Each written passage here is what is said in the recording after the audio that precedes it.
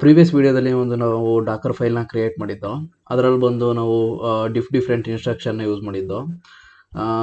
Instruction means ನಾವು ಫ್ರಮ್ಮು ಮತ್ತು run ಮತ್ತು CMD ಅದೆಲ್ಲ ಯೂಸ್ ಮಾಡೋದಲ್ಲ, ಅದು ಇನ್ಸ್ಟ್ರಕ್ಷನ್ ಅಂತ ಕರಿತೀವಿ. ನಾವು ಇವಾಗ ಅದನ್ನು ಕಮೆಂಡ್ ಅಂತ ಕರೆಯೋಣ, ಪ್ರಾಬ್ಲಮ್ ಏನಿಲ್ಲ ಅದು. ಅದರಲ್ಲಿ ಬಂದು ಮೊದಲನೇದು ಬಂದು ನಾನು ಫ್ರಮ್ ನಿಮ್ಗೆ ಆಲ್ರೆಡಿ ಗೊತ್ತಾಯಿತು, ಒಂದು ಬೇಸ್ ಇಮೇಜನ್ನು ಯೂಸ್ ಮಾಡೋಕ್ಕೆ ನಾವು ಫ್ರಮ್ನ ಯೂಸ್ ಮಾಡ್ತೀವಿ ಅಂತ. ಇವಾಗ ಬಂದು ರನ್ ಕಮಾಂಡ್ ಅಥವಾ ರನ್ ಇನ್ಸ್ಟ್ರಕ್ಷನ್ ಏನಕ್ಕೆ ಯೂಸ್ ಆಗುತ್ತೆ ಅಂತ ತಿಳ್ಕೊಳ್ಳೋಣ. ಈ ರನ್ ಇನ್ಸ್ಟ್ರಕ್ಷನ್ ಏನಕ್ಕೆ ಯೂಸ್ ಆಗುತ್ತೆ ಅಂತಂದರೆ, ಜಸ್ಟ್ ಯಾವುದಾದ್ರೂ ಒಂದು ಕಮೆಂಟ್ಸ್ಗಳನ್ನ ರನ್ ಮಾಡೋಕ್ಕೆ ನಾವು ಈ ರನ್ ಇನ್ಸ್ಟ್ರಕ್ಷನ್ನ ಯೂಸ್ ಮಾಡ್ತೀವಿ. ಫಾರ್ ಎಕ್ಸಾಂಪಲ್, ನಾವೊಂದು ಡಾಕರ್ ಫೈಲ್ನ ಕ್ರಿಯೇಟ್ ಮಾಡೋಣ, ಅದರೊಳಗಡೆ ಸಮ್ ಕಮೆಂಟ್ಸ್ಗಳನ್ನ ರನ್ ಮಾಡೋಣ. ಅದಕ್ಕೋಸ್ಕರ ನಾನು ಡಾಕರ್ ಪ್ಲೇ ಅಂತ ಒಂದು ವೆಬ್ಸೈಟ್ ಇದೆ, ಅಲ್ಲಿ ಹೋಗಿ ಒಂದು ಡಾಕರ್ ಇನ್ಸ್ಟೆನ್ಸ್ನ ತಗೊಳ್ತೀನಿ. ಓಕೆ, ಸ್ಟಾರ್ಟ್ ಅಂತ ಕೊಟ್ಟು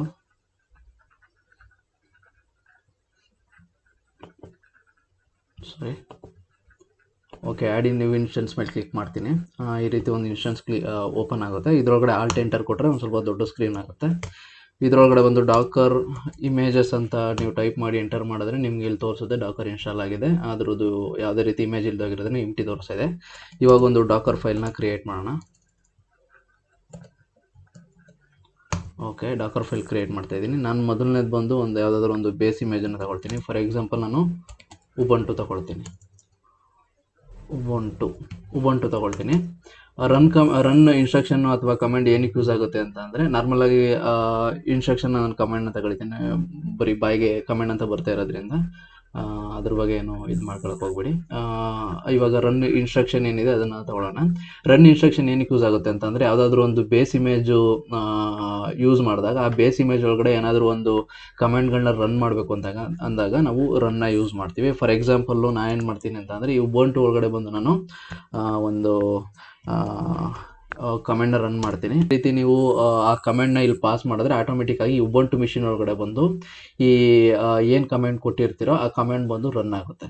ಓಕೆನಾ? ಇವಾಗ ನಾನು ಜಸ್ಟು ಆ್ಯಪ್ಟ್ ಅಪ್ಡೇಟ್ -y ಅಂತ ಕೊಡ್ತೀನಿ. ಅದಾದಮೇಲೆ ಬಂದು ಆ್ಯಂಡ್ ಅಂತ ಕೊಟ್ಟು ಇಲ್ಲಿ ಬಂದು ನಾನು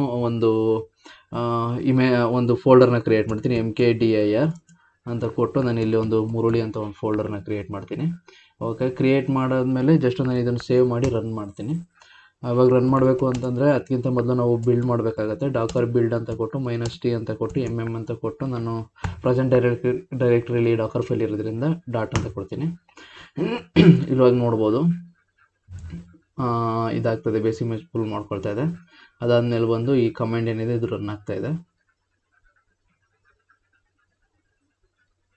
ಓಕೆ, ಇವಾಗ ನಾವು ಒಳಗಡೆ ಹೋಗಿ ಚೆಕ್ ಮಾಡೋಣ. ಇಲ್ಲಿ ಬಂದು ಅಪ್ಡೇಟ್ ಆಗಿರಬೇಕು. ಅಪ್ಡೇಟ್ ಆದಾದಮೇಲೆ ಈ ಒಂದು ಏನು ಡೈರೆಕ್ಟ್ರಿ ಇದೆ, ಒಂದು ಫೋಲ್ಡರು ಅದರೊಳಗಡೆ ಕ್ರಿಯೇಟ್ ಆಗಿರಬೇಕು. ಜಸ್ಟು ಚೆಕ್ ಮಾಡೋಣ. ಜಸ್ಟು ಡಾಕರ್ PS ಅಂತ ಕೊಟ್ಟರೆ ನಾವು ಜಸ್ಟ್ ಡಾಕರ್ ಬಿಲ್ಡ್ ಅಂತಂದರೆ ಡಾಕರ್ ಇಮೇಜಸ್ನ ಕ್ರಿಯೇಟ್ ಮಾಡಿರೋದಷ್ಟೇ. ಡಾಕರ್ ಇಮೇಜಸ್ ಇಲ್ಲಿ ನೋಡು, ಡಾಕರ್ ಇಮೇಜಸ್ ಮಾತ್ರ ಕ್ರಿಯೇಟ್ ಮಾಡಿ, ಇನ್ನೂ ನಾವು ಡಾಕರ್ ರನ್ ಮಾಡಿಲ್ಲ. ಡಾಕರ್ ರನ್ ಅಂತ ಕೊಟ್ಟು -IT -D ಅದಾದಮೇಲೆ ಒಂದು MM ಅಂತ ಕೊಟ್ಟು ಎಂಟರ್ ಮಾಡ್ತೀನಿ. ಓಕೆ, ಡಾಕರ್ ಸ್ಪೆಲ್ಲಿಂಗ್ ತಪ್ಪಿದೆ. ಡಾಕರ್ ಡಾಕರ್ PS ಅಂತ ಕೊಡ್ತೀನಿ. ಇವಾಗ ನೋಡ್ಬೋದು ಇಲ್ಲಿ ಕಂಟೈನರ್ ರನ್ ಆಗ್ತದೆ. ಇದ್ರೊಳಗಡೆ ಹೋಗಿ ನೋಡೋಣ ಆ ಫೋಲ್ಡರ್ ಏನಿದೆ ಅದು ಕ್ರಿಯೇಟ್ ಆಗಿದೆ ಇಲ್ವೋ ಅಂತ. ಅದಕ್ಕೋಸ್ಕರ ನಾನು EXEC ಮೋಡಲ್ಲಿ ಹೋಗ್ತೀನಿ. ಎಕ್ಸಿಕ್ಯೂಟ್ ಮೋಡಲ್ಲಿ -IT ಅಂತ ಕೊಟ್ಟು ನಾನು ಯಾವುದಾದ್ರೂ ಒಂದು, ಇವಾಗ ಫಾರ್ ಎಕ್ಸಾಂಪಲ್ ಇಲ್ಲಿ ಒಂದೇ ಕಂಟೈನರ್ ಇರೋದ್ರಿಂದ ನಾನು ಫಸ್ಟ್ ಒಂದು ಲೆಟ್ರ್ ಎಂಟರ್ ಮಾಡಿದ್ರೆ ಸಾಕು, ಆಟೋಮೆಟಿಕಾಗಿ ನಿಮಗೆ ಅದರೊಳಗಡೆ ಲಾಗಿನ್ ಆಗ್ತೀರಾ. ಇಲ್ಲಿ ಒಂದು bin bash ಅಂತ ಟೈಪ್ ಮಾಡಿ ಎಂಟರ್ ಕೊಡಿ. ಓಕೆ, ಲಾಗಿನ್ ಆಗಿದೆ. ಜಸ್ಟ್ LS ಅಂತ ಕ್ಲಿಕ್ ಮಾಡಿದ್ರೆ ನಿಮಗೆ ಇಲ್ಲಿ ಬಂದು ನೋಡ್ಬೋದು, ಇಲ್ಲಿ ಇದು ಬಂದು ಪ್ರೆಸೆಂಟ್ ಡೈರೆಕ್ಟ್ರಿಲಿ ನೀವು LS ಅಂತ ಟೈಪ್ ಮಾಡಿದ್ರೆ ಇಲ್ಲಿ ನೋಡ್ಬೋದು ಮುರುಳಿ ಅಂತ ಒಂದು ಫೋಲ್ಡರ್ ಕ್ರಿಯೇಟ್ ಆಗಿದೆ. ಈ ರೀತಿ ನಾವು ಯಾವುದಾದ್ರೂ ರನ್ ಏನಿದೆ ಇನ್ಸ್ಟ್ರಕ್ಷನ್ನ ಯೂಸ್ ಮಾಡಿಕೊಂಡು ಈ ರನ್ ಮುಂದ್ಗಡೆ ನಾವು ಯಾವುದಾದ್ರೂ ಒಂದು ಕಮೆಂಟ್ಗಳನ್ನ ಪಾಸ್ ಮಾಡಿದಾಗ ಈ ಬೇಸ್ ಇಮೇಜ್ ಒಳಗಡೆ ಆ ಕಮೆಂಟ್ ಬಂದು ರನ್ ಆಗುತ್ತೆ. ಇದಕ್ಕೋಸ್ಕರ ನಾವು ರನ್ನ ಯೂಸ್ ಮಾಡ್ತೀವಿ.